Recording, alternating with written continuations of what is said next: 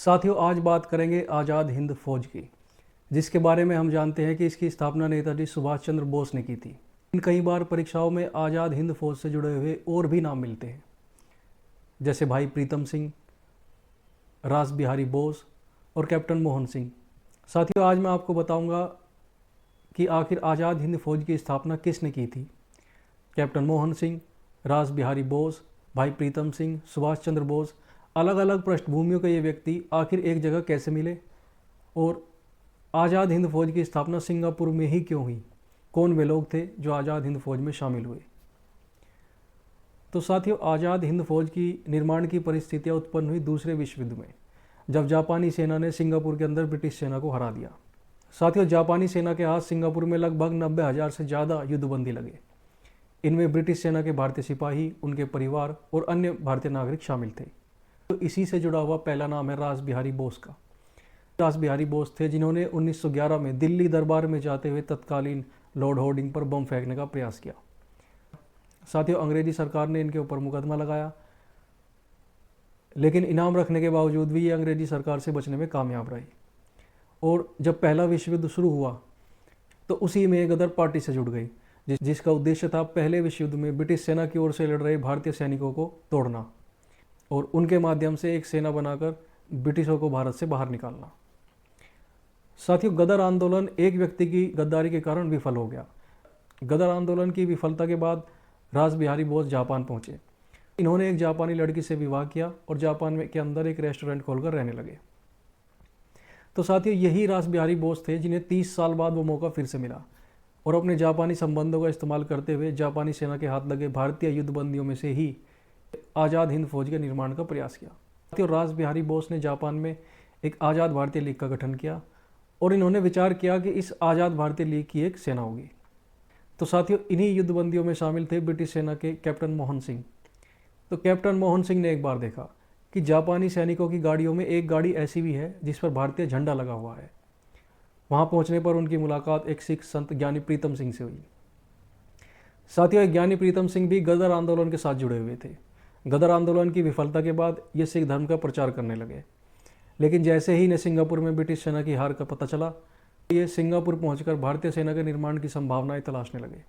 प्रीतम सिंह की कैप्टन मोहन सिंह से यही वो ऐतिहासिक मुलाकात थी जब आज़ाद हिंद फौज का गठन हुआ। कैप्टन मोहन सिंह अपने 54 साथियों के साथ इस सेना में शामिल हुए और बने आज़ाद हिंद फौज के पहले कमांडिंग ऑफिसर। दोस्तों, उसके बाद रास बिहारी बोस ने भारतीय युद्धबंदियों में आज़ाद हिंद फौज का ज़बरदस्त प्रचार किया। लगभग 18,500 भारतीय युद्धबंदियों को आज़ाद हिंद फौज में शामिल कर लिया गया। दोस्तों, आईएनए की बढ़ती हुई संख्या को देखकर जापानी सरकार और जापानी सैन्य अधिकारी सख्ते में आ गए। रास बिहारी बोस की लगातार बढ़ते संसाधनों की मांग के कारण जापानी सरकार से संबंध खराब हो गए। इन्हीं खराब संबंधों के कारण कैप्टन मोहन सिंह ने आज़ाद हिंद फौज से इस्तीफा दे दिया। रास बिहारी बोस की बढ़ती उम्र और गिरते स्वास्थ्य के कारण उनके मन में एक युक्ति आई कि क्यों न सुभाष चंद्र बोस को इसका नेतृत्व सौंप दिया जाए।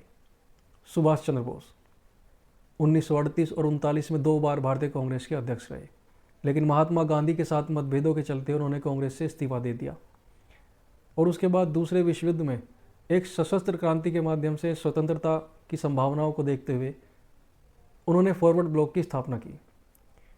साथियों, अंग्रेजी सरकार ने इनके कट्टर विचारों को देखते हुए इनके अपने घर पर ही ने नज़रबंद कर दिया।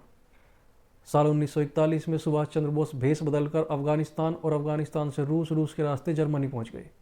साथियों, जर्मनी सेना के हाथ अफ्रीका में कुछ भारतीय युद्धबंदी लगे थे, जिनसे सुभाष चंद्र बोस एक आज़ाद भारतीय सेना की स्थापना करना चाहते थे। हालांकि इनकी संख्या केवल 90 थी। साथियों, जर्मनी में सुभाष चंद्र बोस ने एक आज़ाद भारतीय सरकार की स्थापना की और इसे मान्यता दिलाने के लिए ही वे हिटलर से भी मिले, लेकिन हिटलर आज़ाद भारत सरकार को मान्यता देने से लंबे समय तक बचता रहा। साथियों, इन्हीं परिस्थितियों में रास बिहारी बोस ने सिंगापुर आकर सुभाष चंद्र बोस से आईएनए का नेतृत्व संभालने का अनुरोध किया। इसके बाद सुभाष चंद्र बोस अपनी ऐतिहासिक 3 महीने की समुद्री यात्रा के बाद जर्मनी से जापान पहुंचे और जापान से सिंगापुर। उन्होंने आज़ाद हिंद फौज की सेना का नेतृत्व संभाल लिया और वो इस सेना के पहले अध्यक्ष बने। साथियों, सुभाष चंद्र बोस के इस सेना में शामिल होने से आज़ाद हिंद फौज की संख्या लगातार बढ़ती चली गई। उन्होंने घूम घूम कर इस सेना का लगातार प्रचार किया और 29 विभागों का गठन किया और लगातार भर्ती के नए नए कैंप खोलते चले गए। सुभाष चंद्र बोस के आने से आज़ाद हिंद फौज की संख्या लगभग 40,000 हो गई। हालांकि सुभाष चंद्र बोस इससे संतुष्ट नहीं थे। उन्होंने कहा था कि मुझे 3 लाख सैनिक और 3 करोड़ डॉलर की आर्थिक सहायता चाहिए। साथ ही उम्मीद है कि आज़ाद हिंद फौज से जुड़े हुए सवाल जवाब के बारे में आप सभी जान चुके होंगे। बिहारी बोस ने जापान के अंदर एक आज़ाद हिंद लीग की स्थापना की।